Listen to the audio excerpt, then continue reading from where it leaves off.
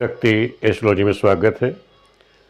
आज नया चैनल जो हमने बनाया है ज्योतिष बाय सुनील, उसके लिए वीडियो बनाने जा रहा हूँ। इसमें आप लोगों ने देखा है कि जैसे विवाह पंचांग आप लोग देखते हैं, विवाह का मुहूर्त निकालते हैं तो मुहूर्त के आगे लिखा रहता है मृत्युवाण विचार या मृत्यु पंचक, चोर पंचक, नर पंचक, इस तरह के दोष लिखे रहते हैं।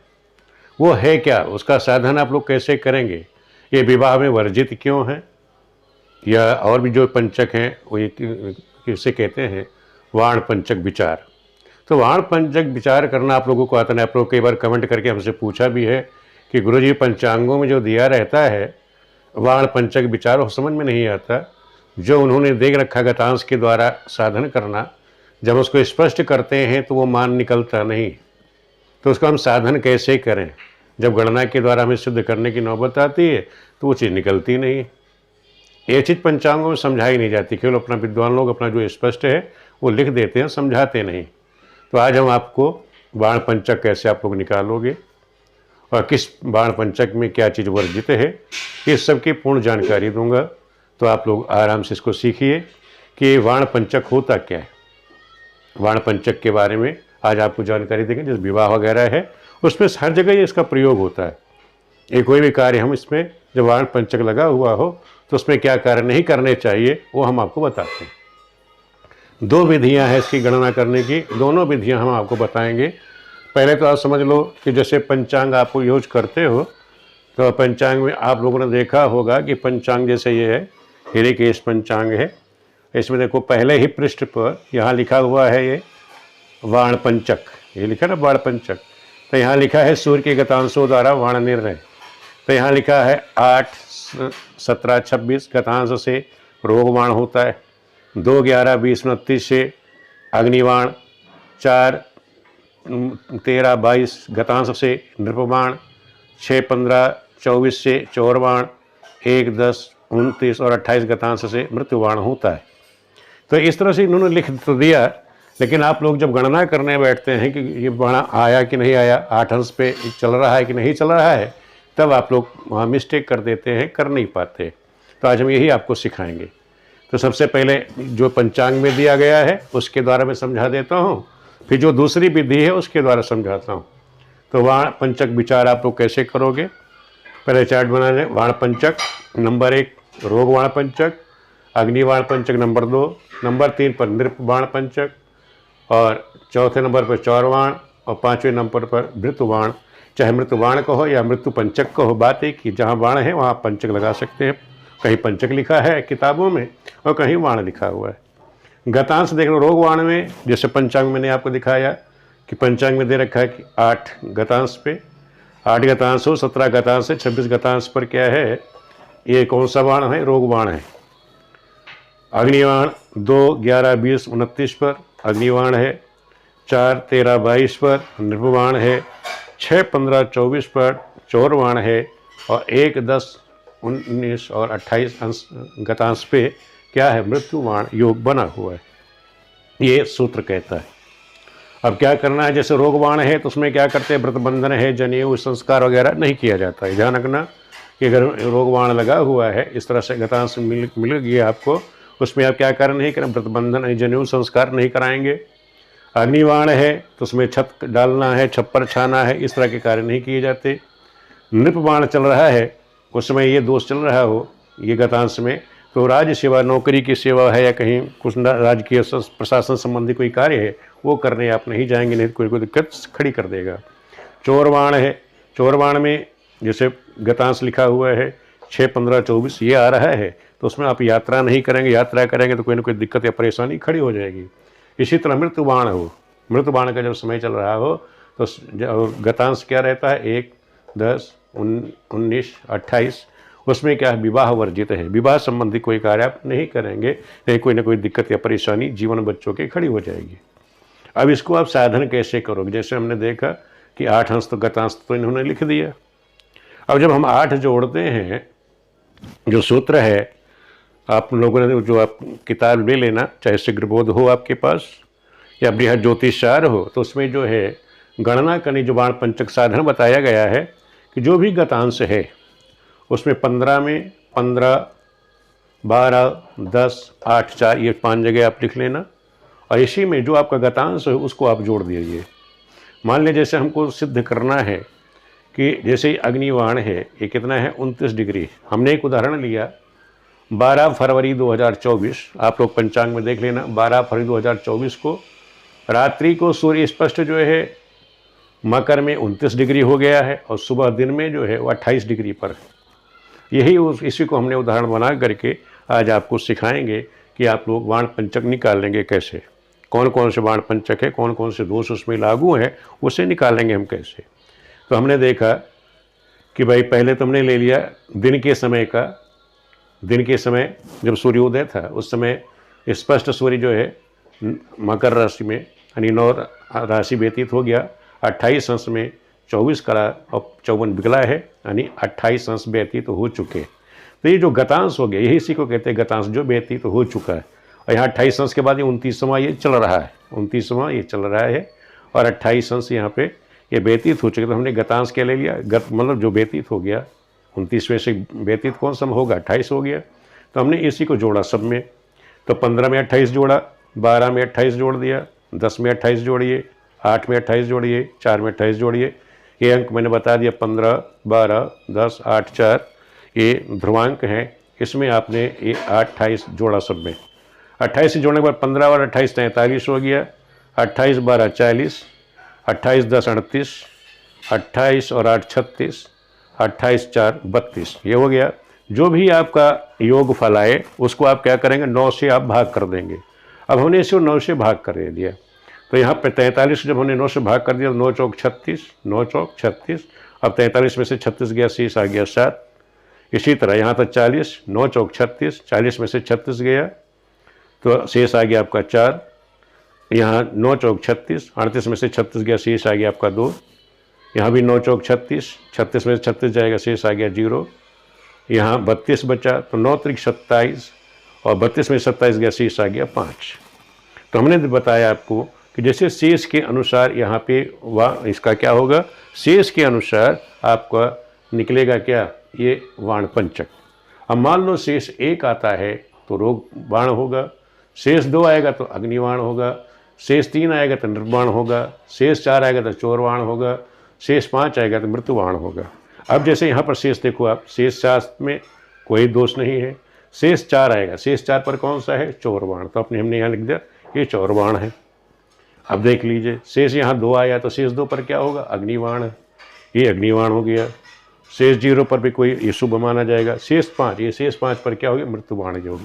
तो कहने मतलब जिस दिन ये मैंने 12 फरवरी ली तो उस दिन कौन कौन से दोष चल रहे थे पंचक के, एक तो चौरबाण, अग्निबाण और मृत्युबाण। हमें आने आपको समझाना क्या था कि यहाँ 28 डिग्री व्यतीत हो गया, 29वां चल रहा है।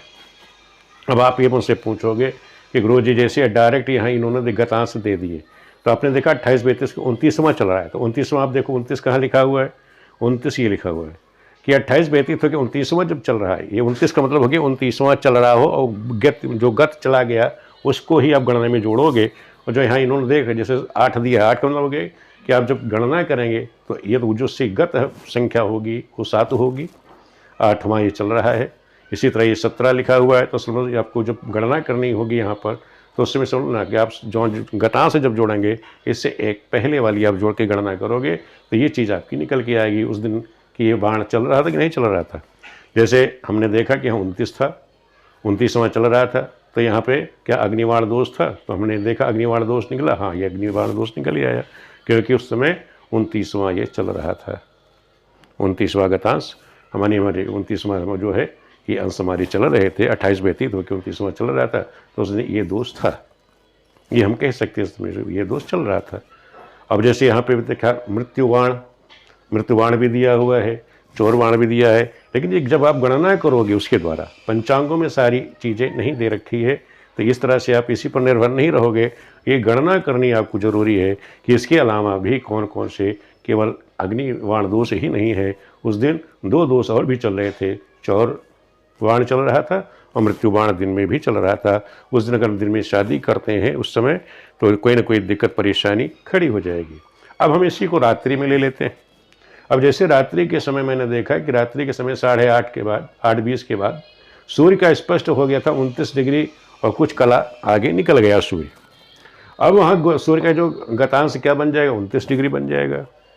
रात्रि के बाद जब 29 डिग्री पार कर गया, क्योंकि दिन में तो 28 था, 8:20 के बाद उसका 29 डिग्री पार कर गया, तो गतांश क्या बन जाएगा, 29 बन जाएगा। उसकी आगे जो संख्या है वो 30 हो जाएगी, दूसरी राशि में चला जाता है। तो 29 के बाद हमने 29 लिया गतांश, 29 गतांश से हमने इसका साधन किया कि रात्रि के समय भाई 29 डिग्री व्यतीत हो चुका है, तब क्या इसकी स्थिति आएगी। तो उसी तरह जैसे हमने यहाँ 15 जोड़ा, 15, 12, 10, 8, 4 में इस संख्या को पहले पाँचों जगह लिखिए गया। 15, 12, 10 ये जो ध्रुवांक हैं, ध्रुवांकों में जो आपका गतांश होगा, जो गतांश हमने इसमें जोड़ा 29 सब में, तो 29, 15, 44, 29, 12, 41, 29, 10, 39, 29 और 8, 37 और 29, 4, 33।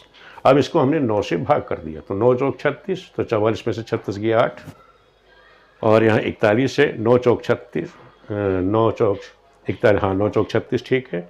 41 में से 36 गया 5, और 9 चौक 36, तो 39 में से 36 गया 3, यहाँ 37 है तो 9 चौक 36, शेष आ गया 1, और यहाँ 33 है तो 9 त्रिक 27, 27 ठीक है, 3 और 4 7, यहाँ शेष आ गया 7। अब हम यहाँ देखेंगे कि शेष हमारे आ गए 8, 5, 3, 1 और 7। इसमें कौन से पंचक, कौन सा दोष लागू हुआ, तो हमने देखा अगर शेष अगर 5 आता है, शेष 5 आएगा तो मृत्युबाण योग बनेगा, तो ये मृत्युबाण योग यहाँ बनेगा।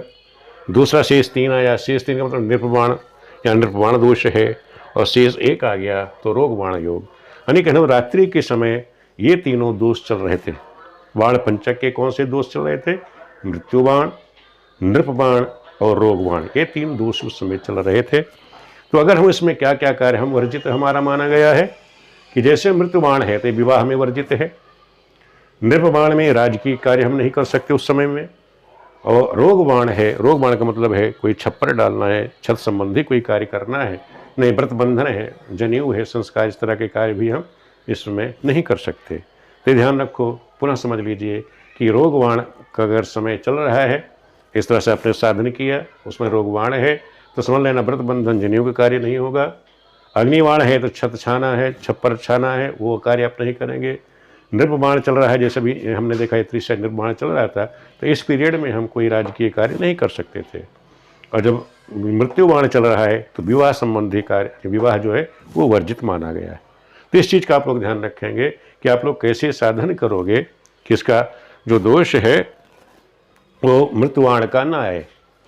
तो इसका विचार करके आप लोग करेंगे तो कभी किसी का अनिष्ट नहीं होगा। और मैंने आपको बता भी दिया कि ये पंचक बाल जो है, बाण पंचक कैसे निकाला जाता है, या बाण विचार भी कह सकते हैं आप, वैसे बाण पंचक विचार कहते हैं, पूरा नाम तो यही है, या बाण पंचक विचार कहते हैं, तो कुछ भी कह दीजिए, चाहे बाण पंचक को मृत्यु बाण को, बात एक ही है। तो ये तो हम आपको दोनों विधियों से आपको समझा दिया, क्योंकि पिछली वीडियो में हमने पहले जो पुरानी हमारा जो चैनल है शिव शक्ति एस्ट्रोलॉजी, उसमें हमने आपको सिखा ही रखा है। ये नया चैनल जो हमने बनाया है अपने लिए, आप जो नए लोग सीख रहे हैं हमारे साथ, ज्योतिष भाई सुनील, ये वीडियो उसी पे डाली जाएगी, उसमें हम लोग को शिक्षा दे रहे हैं। और एक चीज़ और आप लोग समझ लीजिए कि जैसे रविवार का दिन है, रविवार में रोगबाण हो, मान लो रविवार का दिन है और ये रोगबाण वाला ये दोष आ रहा है, तो समझ लो कि उस दिन जो है आप इसको निषिद्ध मानेंगे, विशेष तौर पर त्याज्य मानेंगे कि उस दिन आप कार्य करेंगे तो बहुत दिक्कत आ जाएगी। तो हमेशा ध्यान रखो, रोगबाण का योग है तो जनेऊ बंध ये चीज़ बिल्कुल नहीं कराएंगे, संस्कार नहीं कराएंगे। सोमवार का दिन पड़ रहा हो और राजबाण दोष हो, जैसे सोमवार का दिन है, ये राजबाण योग, नृप जो बाण जो को राजबाण भी कहते हैं, नृपबाण जो ये दोष चल रहा है, दिन सोमवार का पड़ रहा हो, तो ध्यान रखो ये कार्य आप नहीं कराएंगे। क्या, कौन सा कार्य? नृपबाण मतलब राज्य की सेवा संबंधी कोई कार्य आप नहीं करेंगे, करोगे तो बहुत बड़ी समस्या में आप लोग पड़ जाएंगे।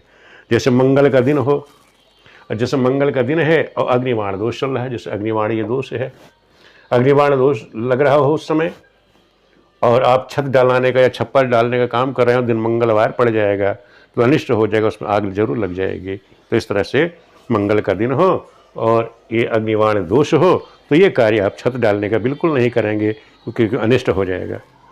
इसी प्रकार शनिश्चर का दिन हो, शनिवार का दिन हो, अमृतबाण योग हो।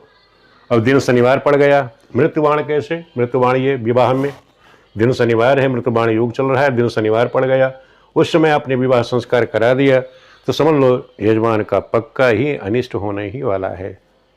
तो ध्यान रखो, दिन शनिवार हो, मृत्युबाण योग चल रहा है तो विशेष वर्जित माना गया है। इस चीज़ का आप लोग ध्यान रखेंगे। और पांचवा समझ लीजिए कि गुरुवार बृहस्पतिवार का दिन हो, दिन बृहस्पतिवार हो और चौरवाण हो। चौरवाण कौन सा? ये चौरवाण चौथा वाला चौरवाण का बन रहा हो, उस दिन आप यात्रा कर रहे हो, चौरवाण योग है, दिन बृहस्पति है, आप यात्रा कर रहे हैं और विशेष करके दक्षिण यात्रा कर रहे हैं तो समझ लो आपका फिर मंगल नहीं होगा, अमंगल ही होगा यात्रा में। तो ये आपको मैंने बता दिया कि किस प्रकार से ये वाण पंचक का आप लोग विचार करेंगे।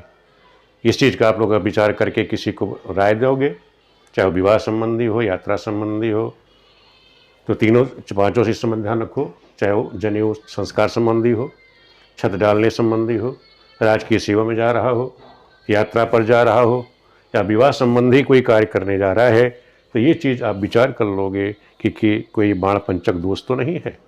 अगर बाण पंचक दोष नहीं है तभी अपने यजमान को सलाह दीजिए। अगर ये पांचों में कोई भी दोष लागू है और तब आप मना कर देंगे। वीडियो आप लोगों को कैसी लगी? कोई चीज़ समझ में नहीं आ रही है पुनः कमेंट करके मुझसे पूछ लेना, मैं आपको समझा दूंगा वीडियो के द्वारा। वीडियो देखने के लिए आप सभी मित्रों का बहुत बहुत धन्यवाद।